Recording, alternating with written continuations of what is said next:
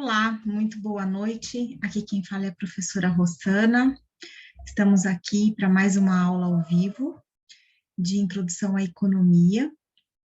Nós falamos na aula passada, vou compartilhar uma tela com vocês. Deixa eu só compartilhar de uma maneira que fique mais clara aqui. Nós falamos na aula passada sobre os conceitos de capitalismo, né? Chegamos no conceito do Keynes, que também é capitalista, né?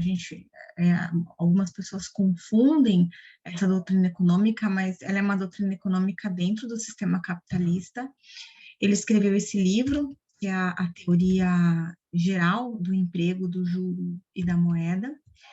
E essa doutrina econômica, ela foi muito, que eu falei para vocês, foi muito utilizada, ela foi inserida nos Estados Unidos, né, pós a crise de 29 da Bolsa de Café.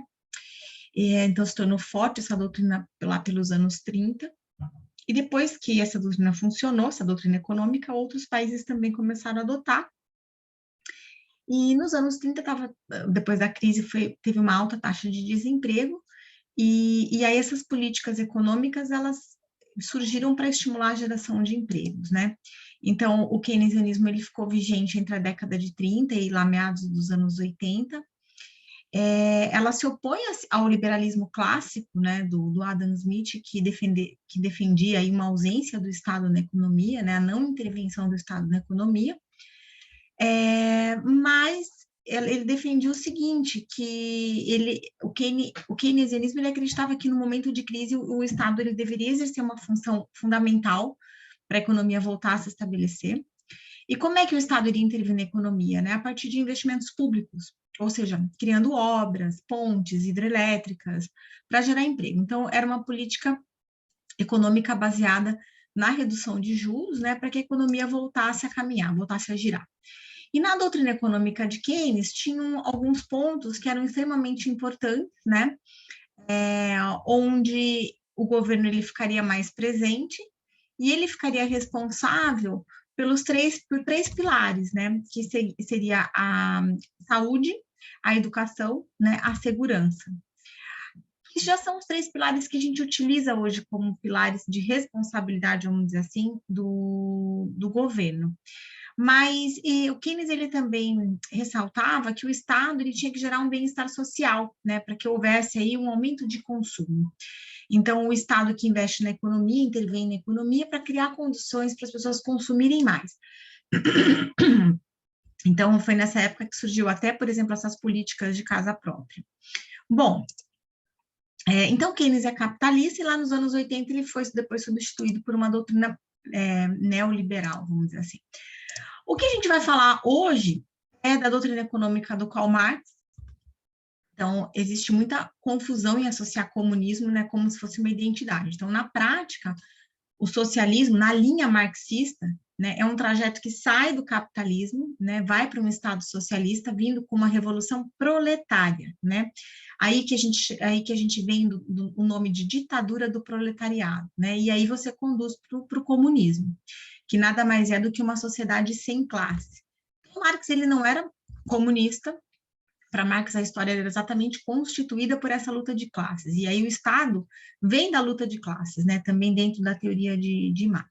Então, lá nos anos 50, né, na visão do Marx, está aqui o meu livrinho aqui, esse livrinho que eu mostrei para vocês, está aqui na tela, né? O meu livrinho de cabeceira também, igual, né? Na visão do Marx, a gente vive numa ditadura burguesa. Para desmontar essa ditadura que é minoritária, na visão dele tem que montar uma ditadura proletariada, né, que é majoritária. Então, o que o Marx ele fala? Ele fala que o trabalho é o realizador da vida humana. Então, antes o homem ele produzia alguma coisa que ele precisava, que era comida, cama. E aí, com as fábricas, com a Revolução Industrial, que né, aconteceu pós-Segunda Guerra, né, durante a Segunda Guerra, pós-Segunda Guerra, que é lá perto dos anos 45, Esse homem que opera a máquina, ele faz coisas que ele não vai usar, né? Ele faz o quê? Para ganhar dinheiro. Então, esse homem, ele está alienado, né? Porque ele não precisa do que ele produz. Então, esses modelos econômicos que promovem na sociedade a existência de classe social, como, por exemplo, no capitalismo, né, a convivência se baseia nessa luta entre classes. Então, essa teoria da luta de classes, né, para Marx, ela não faz o menor sentido, e porque a classe proletariada é majoritária, então não tem que ter uma sociedade sem classe. Então, a doutrina da luta de classes, ela se baseia na tese de que toda sociedade que tenha classes sociais que sejam antagônicas entre si, haverão conflitos, né, que são inevitáveis, tanto no campo político como no campo ideológico. E daí ele está falando da burguesia versus o proletariado, né? Então, na visão de Marx, a burguesia, ela oprimia a classe proletariada, então a revolução falada por Marx extinguiria as classes, né? A classe oprimida se revolta e tem tomada de poder. Então, Marx apoiava uma ideia de revolução. Então, o que a gente vê é o seguinte, né? Que para o Marx existe um explorador e um explorado, né? Pessoas com poderes aquisitivos diferentes, né? Então, só que as pessoas têm interesses e objetivos diferentes entre si. Então, isso eu deixo aqui também para reflexão. Então, quando você vai dividir, classificar as pessoas em classes sociais, já é um pouco impreciso, né? Porque você não pode classificar as pessoas só em classes, né? Estou deixando aqui uma reflexão. Porque dentro de cada classe há interesses distintos. Na lógica marxista, né, tem um dever do Estado, que representa a ditadura do proletariado, que é dividir de quem produz para quem não produz, né? E aí ele levanta, ele fala que isso é uma justiça social, né? E aí eu deixo de reflexão. Você dividir de quem produz para quem não produz é justiça social, né? E aí o Marx, ele cria, dentro desse livro aqui dele, né, ele tem na página 128, né, tem um capítulo do livro, né, que fala exatamente sobre isso que eu vou explicar para vocês, sobre a teoria do mais-valia. O que é essa teoria da mais-valia, né, que é tão falada? É uma teoria que entendia que o capitalismo era injusto, ou seja, na visão do Marx, o trabalhador ele deveria receber integralmente pelo que ele produziu. Até alguns economistas, né, de correntes teóricas austríacas, eles perguntam assim, mas então o pedreiro que constrói uma casa, ele fica com a casa para ele, né? Então, essa é uma pergunta, porque essa teoria entende, na visão de Marx, o trabalhador deveria receber integralmente pelo que ele produziu. Então, as classes sociais que compõem o capitalismo, né, por exemplo, qual que é o processo de produção de uma mercadoria? Então, um burguês que é o dono de uma fábrica de camisetas, por exemplo, que é esse exemplo que eu trouxe aqui para vocês, ele investe o seu dinheiro nos materiais, nas máquinas, no algodão da camiseta, na própria força de trabalho, no treinamento dessa força de trabalho. O Marx entende que a força de trabalho, né, é como se fosse uma das mercadorias atuantes aqui no processo produtivo. Mas a força de trabalho, ela não é comprada permanentemente, né? A força de trabalho, ela precisa ser reposta. Mas o que diferencia a força de trabalho das máquinas e o algodão? Porque é só a força de trabalho para o Marx cria mais valor e a obtenção de lucro. Ou seja, sem a força de trabalho, para o Marx não tem lucro, né? E aí o Marx desenvolveu essa fórmula de mais-valia, a força de trabalho aplicada aos meios de produção, né? Que aí sim surge uma mercadoria. Então, todo o valor inicial, que é o dinheiro do burguês, que ele chama de burguês, né, se torna a produção da camiseta, né, da camisa. E aí o burguês vai tentar fazer o maior lucro possível. O burguês quer pagar pouco de tudo, ele quer pagar pouco pelos meios de produção, ele quer pagar pouco pela força de trabalho, né? Então, o burguês vai olhar o mercado e por quanto ele pode vender a camiseta, né? Então, por exemplo, um trabalhador, ele recebe R$20 por dia para que ele consiga sobreviver. Vamos supor que ele leve 1 hora para produzir uma camiseta, vale R$5, aqui a camiseta aqui vale R$5, né? E numa jornada de 8 horas, ele produz R$40 em camiseta. Então, em 4 horas, ele produziu o que ele receberia, né? Mas ele não pode trabalhar só 4 horas e ir para casa, porque ele tem mais 4 horas para cumprir. Então, esse tempo que o indivíduo trabalha a mais de produção para pagar o seu próprio trabalho é chamado de mais trabalho ou mais-valia por Marx, tá? Então, é essa conta que a gente tem que fazer.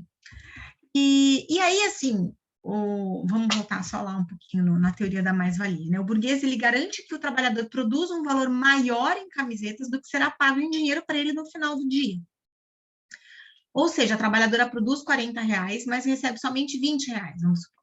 Então, essa diferença é chamada de mais-valia ou mais-valor, né? Tem alguns livros que falam sobre mais-valor também. Então, esses elementos são fundamentais para que o burguês obtenha os seus lucros, né? Com esse lucro, ele pode investir na sua produção, ele pode alterar ou maximizar, por exemplo, o processo de fazer a camiseta, né? Mas, na visão, dentro dessa corrente econômica, né? O burguês, ele deveria dar ao trabalhador todo esse valor que foi produzido.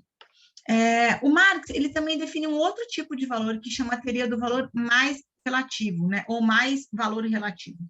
Esse conceito descreve o quê? O aumento da produtividade gerado pelas novas tecnologias, ou seja, novas máquinas que aperfeiçoam o processo de produção, né? Fazendo com que as empresas possam aí produzir mais bens em menos tempo. Então, vamos dar o mesmo exemplo da camiseta. Se em 4 horas, né, o funcionário, o colaborador, levava para produzir R$ 20 em camiseta, agora ela leva 2 horas.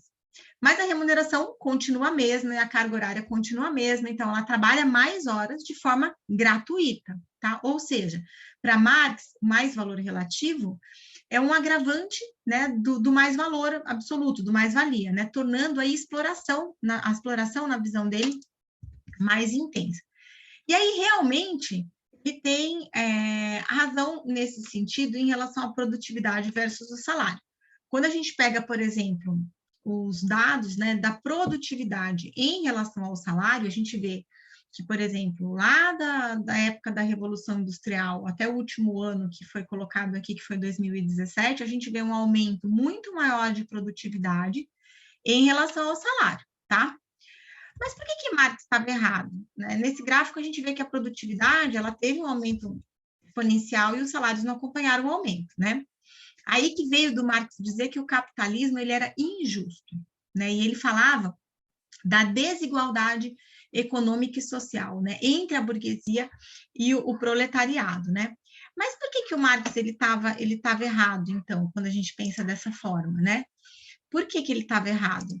Porque o fato é que a teoria do valor do trabalho, ele explica que se você produz um celular, por exemplo, em 8 horas, né, e uma outra fábrica produz um celular em 9 horas, não necessariamente o que produz um celular em 9 horas tem mais valor do que aquele celular produzido em 8 horas. Então, você medir a valorização de alguma coisa pelo tempo destinado a produzir não é o mais correto, né?